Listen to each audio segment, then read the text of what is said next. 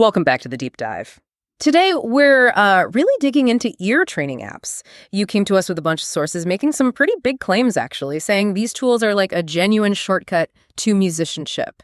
The big hook was that spending just 10 minutes a day can, dramatically boost your ability to improvise, transcribe, play by ear, the whole deal. It is a huge claim, absolutely. And our job really is to see if that hype actually holds up when you look closely. The sources we looked at, they seem completely convinced. They argue that this specific skill, training your ear, it's, more vital than just raw technical practice on your instrument. More vital, okay. Yeah, they basically frame it as the key ingredient for, true musical independence, freedom from the page. Okay, so let's unpack that foundation. This core idea the sources kept coming back to, they called it oral awareness. What exactly are we talking about there? And why is it supposed to be so, transformative? Think of oral awareness as sort of musical literacy. It's not just hearing sounds, it's understanding the grammar underneath. Like the difference between hearing a language you don't know versus one you speak fluently, right? The argument is that real musical greatness, it doesn't come from some magical inborn talent, or sorcery. It comes from deliberately honing this skill. Ah, okay. So when you develop this oral awareness, the music stops being just a wall of sound. It becomes legible. You can read it with your ears. Exactly. Legible is a good word. Suddenly, melodies aren't just random notes. They're recognizable patterns, chord progressions. Yeah. They shift from being these abstract theoretical things to familiar soundscapes. They have context of feeling. And this ability, it just fundamentally changes your confidence when you improvise. It makes songwriting faster. Yeah. And maybe most importantly, it lets you actually communicate musically with other players because you're all hearing and understanding the same language, the real conversation happening in the sound. Right, which brings us to how you learn this. Yeah. I know loads of people, myself included maybe, tried traditional ear training. Hours sitting at a piano, drilling intervals. Oh, yeah. The C to F sharp, C to G over and over. Exactly. And honestly, a lot of people just gave up. They figured, I guess I just don't have the talent for this. So are the sources saying that old way is just wrong, obsolete? Well, maybe not wrong, but definitely less effective for most people. They argue the efficacy is kind of obsolete now. Traditional methods were often really passive, weren't they? And frustrating. Yeah. Modern apps, though, they've completely changed the game because they're interactive, they're progressive, they can even be fun, believe it or not. And critically, they offer instant feedback and personalize the learning. They adjust difficulty on the fly. That creates a learning loop that really respects your time and hits your specific weak spots. That personalized angle, no textbook could ever match that. Okay, the promise is huge. So now we need the specifics, the roadmap. For you, the listener, wanting that clear structure, we've sort of broken down the top 7 apps mentioned in the sources, grouping them by what they do best. Let's start with the big ones, the all-in-one comprehensive systems. Right. The clear frontrunner, the one recommended most often, is Perfect Ear. It seems to be the best overall simply because it's so incredibly comprehensive. It's like a whole curriculum in an app. It covers interval training, chord identification, rhythm practice, even sight reading, scales, modes. You name it, it's probably in there. And beyond just listing features, that's the real key insight here, the nugget for Perfect Ear. The nugget is probably its adaptive progression system. It's really well designed to stop you hitting those common learning plateaus. It just systematically nudges the complexity up in tiny steps. So you're always challenged, but hopefully never totally overwhelmed. The premium version, which is about $10, unlocks something like over 40 different exercise categories. So yeah, comprehensive. Okay, comprehensive. Then there's another big one, Earmaster. How does that compare? The sources seem to position it a bit differently. Yeah, Earmaster is framed more as the choice for the, let's say, serious student, maybe someone in formal music education or very dedicated. It uses a very systematic, curriculum-based approach, feels a bit more like a university course, perhaps. The really fascinating thing here, the standout feature, is its jazz course. It was developed specifically with Berklee College of Music. Wow, okay. Berklee. That signals a certain level of seriousness. Exactly. And it also has some unique exercises like rhythm sight reading where you actually clap into the microphone and it checks your accuracy. Dictation exercises too. That definitely sounds professional grade. And the price reflects that, I gather. It does. It's steeper. Around $60 for the desktop version or about $10 a month for the mobile subscription. So it's an investment. Right. So those are the powerhouses. But what about musicians who feel stuck between knowing the theory on paper and actually hearing it, that connection? The sources called it the theory bridge. Yep. That's a common sticking point. And that gap leads us perfectly to the next app, Tenuto.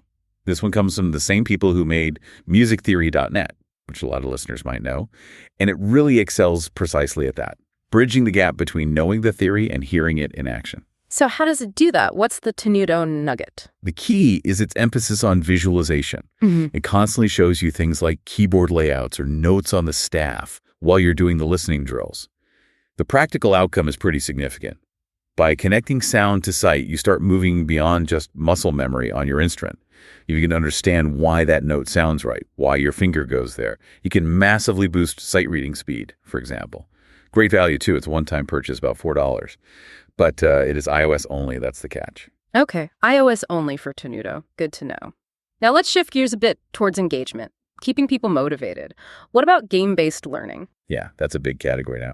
Complete Ear Trainer is designed specifically to make practice feel less like homework and more like, well, a game. It has achievements, levels, and all that stuff you'd expect from a game. And is the gamification just like a shiny wrapper?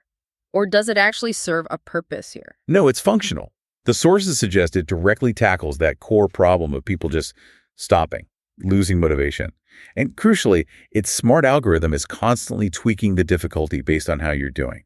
It tries to keep you right at that sweet spot, the edge of your current ability, which neurologically is supposedly the best place to be for building new skills efficiently. Again, simple pricing. One-time purchase, about $4, available on both iOS and Android. Got it. Okay, those cover some major approaches, but the sources highlighted one app that seems to challenge the fundamental way people often learn intervals, Functional Ear Trainer. This one's aimed at people who maybe tried the traditional name that interval drills and just got frustrated, right? Exactly. This is a really important distinction. It uses a method developed by Alain Ben-Bassat. The core idea is to teach note recognition within a harmonic context, not just hearing two notes in isolation. So instead of just identifying an interval, like a major third, you learn to identify a note's role or function within a key. Is it the root, the third, the fifth? Does it feel resolved or tense? It does this by playing little chord progressions, cadences, to establish the key center before it asks you to identify the pitch, which is, much closer to how we actually experience music in the real world. Ah, okay. So it's less about abstract measurement and more about feeling, the relationship of that note to the tonal home base. Precisely. It trains your ear based on function and feeling, which is why it's highly recommended if you found those isolated interval drills confusing or just didn't connect with them. There's a free version to try, and the pro upgrade is only about $3. That sounds like a potential game changer for some folks. Okay, almost through the list. Let's look quickly at apps for specific needs. What about absolute beginners, someone maybe intimidated by all this? And for them, the sources pointed to Goodyear. It's positioned as the super user-friendly starting point. It deliberately avoids complex music theory jargon, focuses on getting you some early wins to build confidence. Very step-by-step. There's a premium upgrade for about $5. Gentle start? And at the other end, maybe for advanced users or people who like data. That's where my Ear Training comes in. Its unique selling point is really its customizability. You can design very specific drills to target exactly what you're weak on.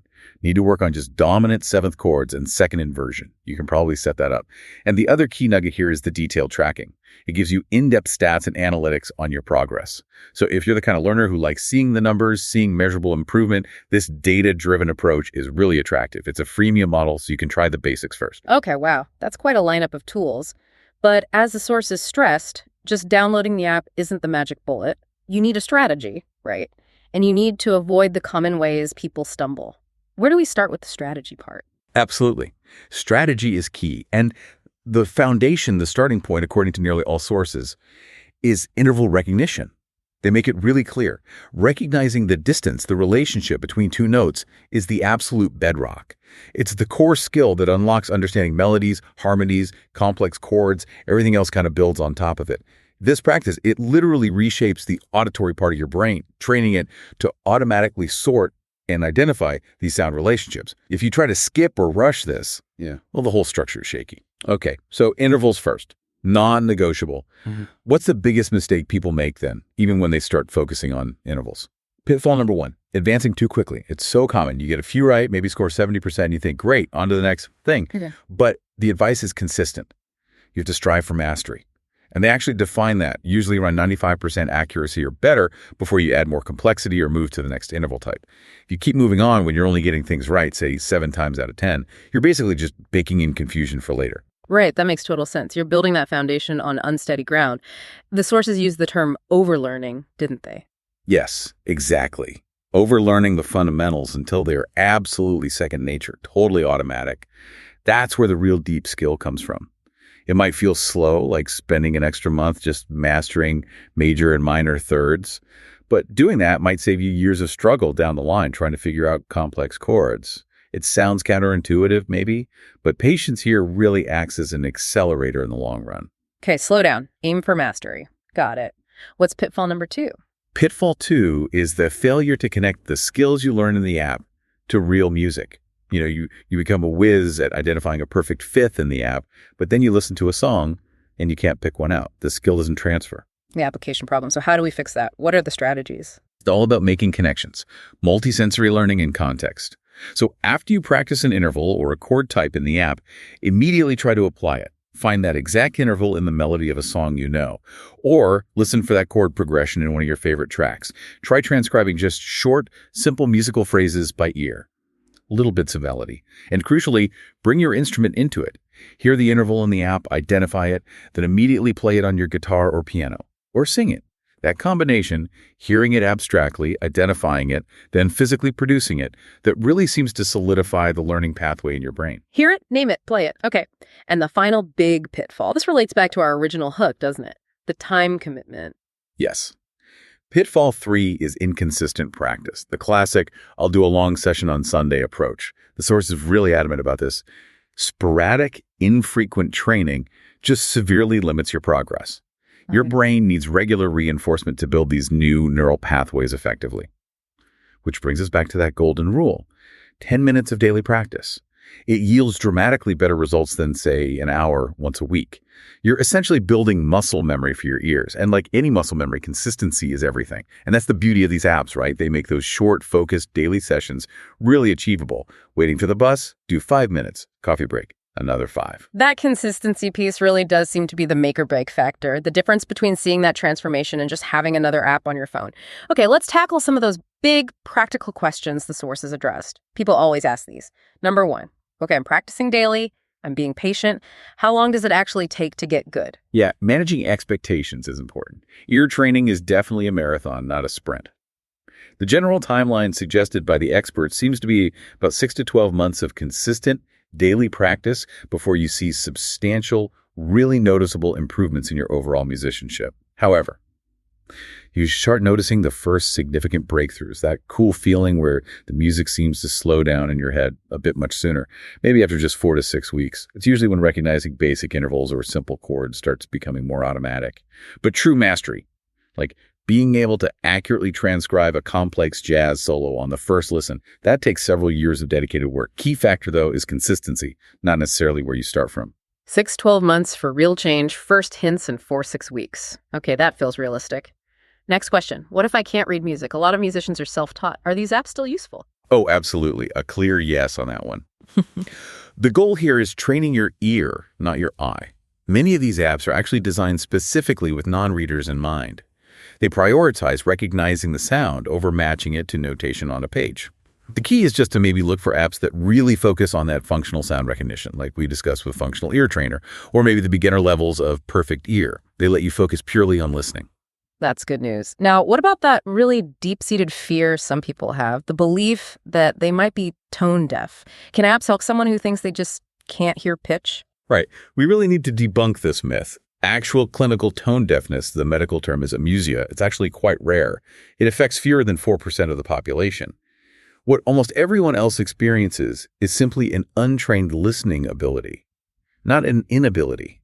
Think about it. Your brain is already incredibly skilled at discriminating sounds. You recognize hundreds of voices, different accents, the sound of a car versus a truck. Ear training is just applying that existing neural capacity specifically to musical pitch relationships. The apps help immensely here because they provide that immediate, non-judgmental feedback and the structured repetition needed to build those specific discrimination pathways. Start with really big intervals like octaves, then Gradually work your way down to smaller ones. Okay, so unless you're in that tiny percentage with actual amusier, it's almost certainly a training issue, not a fundamental inability. That's a huge relief for probably many listeners. All right, final two practical points. Premium versions. Are they worth paying for? The sources generally gave pretty clear advice here. If you find an app you like and you commit to using it daily, then yes, splurging for premium often makes sense for three main reasons. First, it usually removes ads, which can be really disruptive to concentration during practice. Second, it grants access to all those extra exercise categories we talked about, allowing for more well-rounded practice as you progress. And third, you often get much more detailed progress tracking and analytics, which can be motivating. The cost, when you break it down, is often less than a single traditional music lesson. So if you're serious and using it daily, it's likely a good investment. But if you're still just testing the waters, trying to build a habit, stick with the free content first, see if it clicks for you. Sensible advice. And lastly, how do I actually know if I'm getting better? Beyond just seeing my score go up in the app, what are the real-world signs of progress? That's the rewarding part. The true measure of success happens outside the app. You'll start to notice yourself effortlessly picking out bass lines in songs, or hearing the chord changes more clearly in music that used to just sound like a jumble. You'll find you can figure out melodies by ear much, much faster than before. And maybe the most satisfying thing, you'll start noticing all these little nuances, textures, and layers in familiar recording songs you've heard 100 times that you completely missed before. Your aural awareness switches on, so to speak. That feeling of discovery, that newfound clarity, that's the real payoff. This has been, a genuinely transformative deep dive, I think. The sources really do seem to confirm that if you put in the consistent time, these apps offer a path to real musical independence, freedom from being totally reliant on sheet music or just copying others. And that ability, it builds confidence. It speeds up your learning across the board. Absolutely. That transformation from frustration to functional skill, that's the potential reward here. It takes work, but the tools make it more accessible than ever. Right. One of our sources quoted a musician who felt like they'd gained a musical superpower after dedicated ear training. They could learn songs in minutes instead of days. So for you, the listener, the final thought is this. If that consistent 10 minutes a day can yield such dramatic results, what's that song or that piece of music currently sitting on your personal list of impossible challenges? What will you tackle first once your ear is truly sharpened? That's the question that might just drive the next step in your own musical journey.